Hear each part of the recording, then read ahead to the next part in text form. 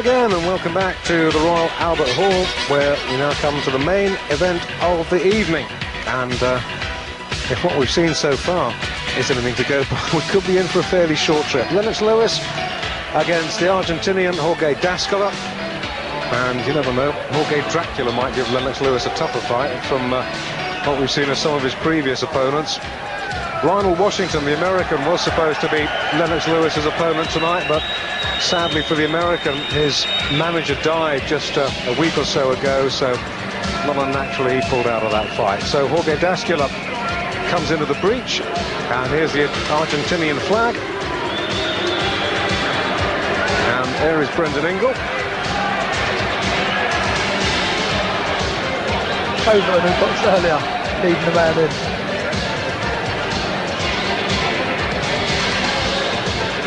And here is Jorgé Dascola.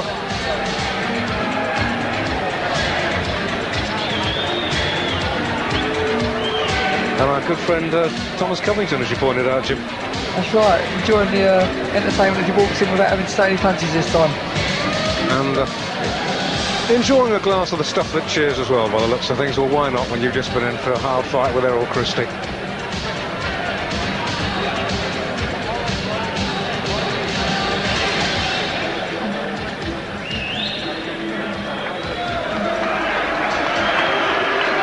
Well, Dascola gets into a thunderously quiet reception. Looks a little bit fleshy, I have to say. Carrying a little bit round the midriff.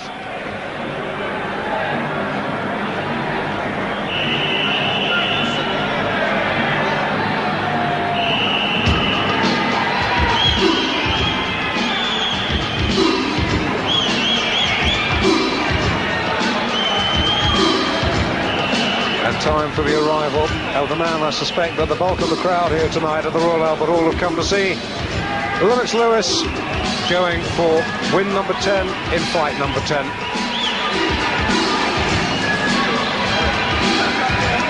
How many rounds do you see this going, Jim?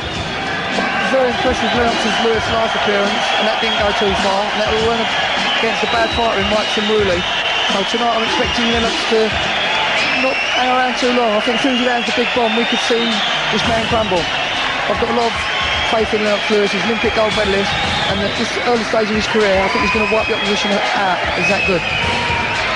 Well, bearing in mind that Lennox Lewis is scheduled to box again on Pro Box on Sunday week against the American Mike Cohen.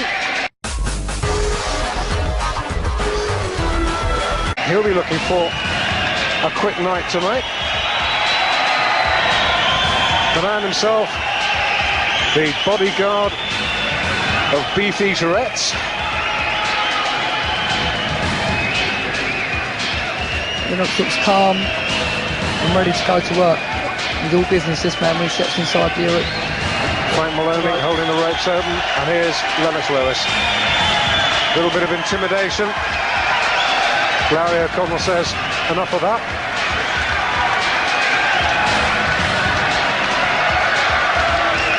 This looks a tough RG, prepared to play the game with Lennox, but when the bell goes and the action begins, he'll realise what a good fighter Lennox Lewis is. Well, the Argentinian gave Michael Dokes a tough fight for the North American title, got stopped in 11 rounds, but to go 11 rounds with Mike Dokes is no mean achievement. Probably like all the rest of them RG fighters, very, very tough, very durable. It's to be an interesting test of Lennox to judge him against the Michael Dokes performance, because that's what people will be looking to do if Lennox is looking for the stars, which I'm sure he is. Well, Argentinian heavyweight's got a reasonable pedigree going back to the days of Luis Firpo, a wild bull of the Pampas. And time for Alan Hughes now to make the formal introductions. Welcome to the main attraction of the evening. Levitt Promotions, in association with Matchroom Boxing and sponsored by Storm Seal, are proud to present a heavyweight contest over 8 rounds, each of 3 minutes duration. All your officials for this evening are appointed by the British Boxing Board of Control. Ladies and gentlemen, presenting and introducing to you in the blue corner with the blue and white shorts with a professional record of 14 wins 17 contests from Argentina, Jorgé Dascola.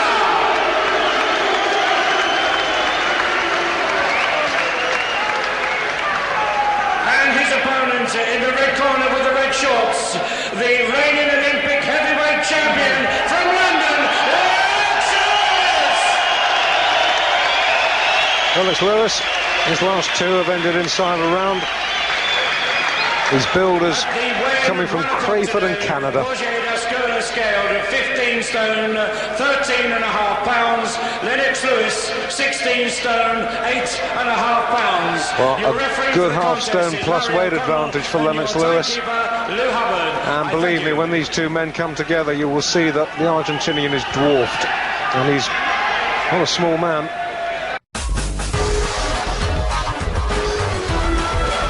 Oh, that was the quickest briefing I've ever seen. He's got to look so tough, that. It's Argentinian. And Lennox has got to go out there now and show the class. This looks like it could be interesting, judging by the introductions anyhow.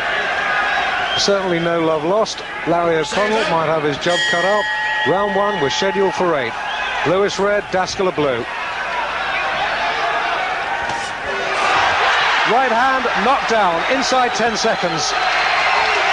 That was a good shot, bang on. He's going to do well. Count is 7. He's up at 8.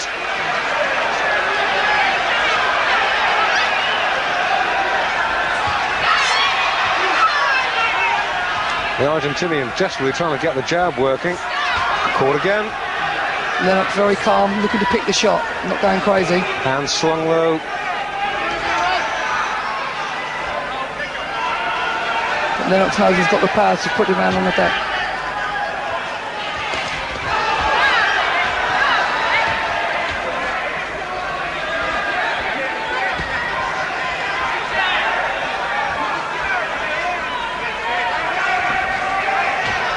Dangerous right hand.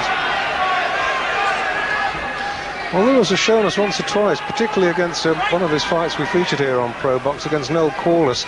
Corliss caught him flush on the jaw in round 1 with the right-hander, and Lewis hardly blinked. So it suggests his chin's not bad. But by the same token, you don't want to go taking silly chances. Good defensive fight as well, Lewis. Tucks up when the shots come over, takes him on the arms and the gloves.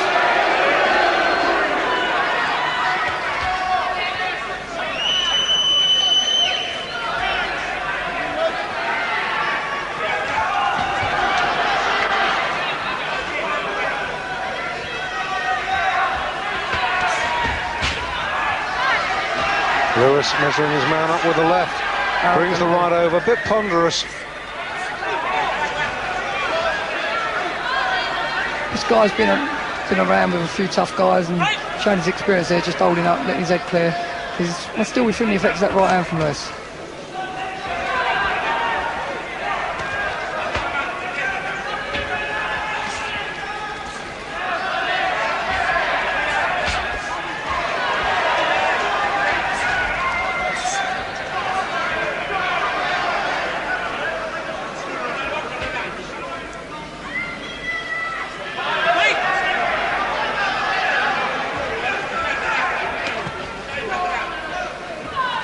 Fair play to the Argentinian, he's gritted his teeth and come back well in this round. Well, you'd have given him odds against surviving that knockdown within about 10-15 seconds of the opening bell, but he's still here, and every signs of surviving it through to the end of the first round. Well, slumped to his knees. That was on the blind side of me. I didn't see the punch that did it. It stopped. Right. No, Larry O'Connell's had enough. Larry O'Connell's had enough. Dascola desperately appealing that he was fit to go on.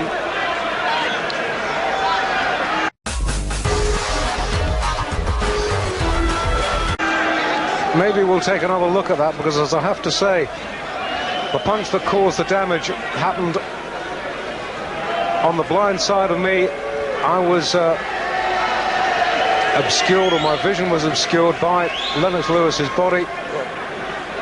Let's take another look at the first knockdown, which happened within about 10 seconds, a big right hander, which started really almost like a fast bowler's action, didn't it? It's a good shot.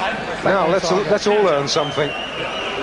Well, that was almost on the back of the head, that was on the side of the jaw, that was on the side of the jaw, side of the head again, and down went Dascola and out went Dascola, still complaining, cuffing Larry O'Konnell.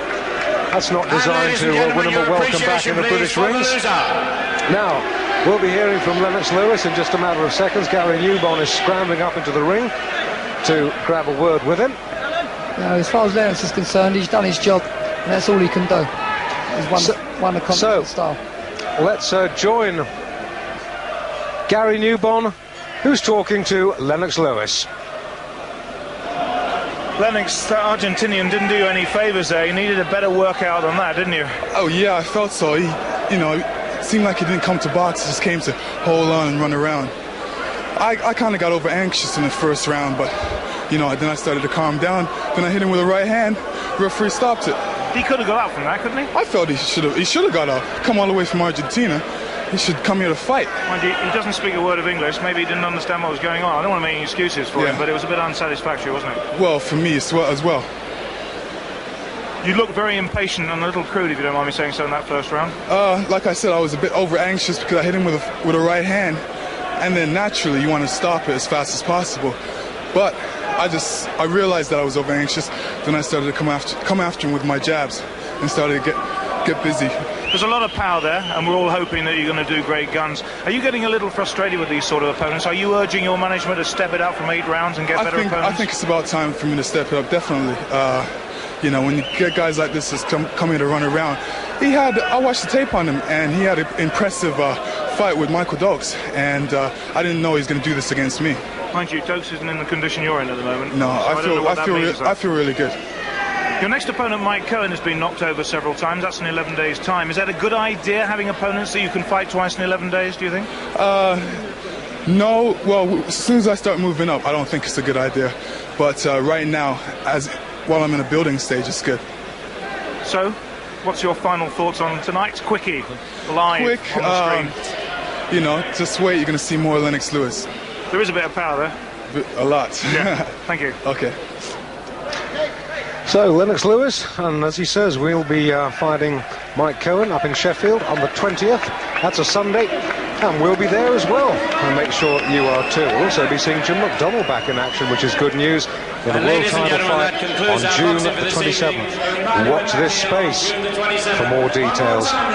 So, the one-round action keeps on coming. We'll be right back.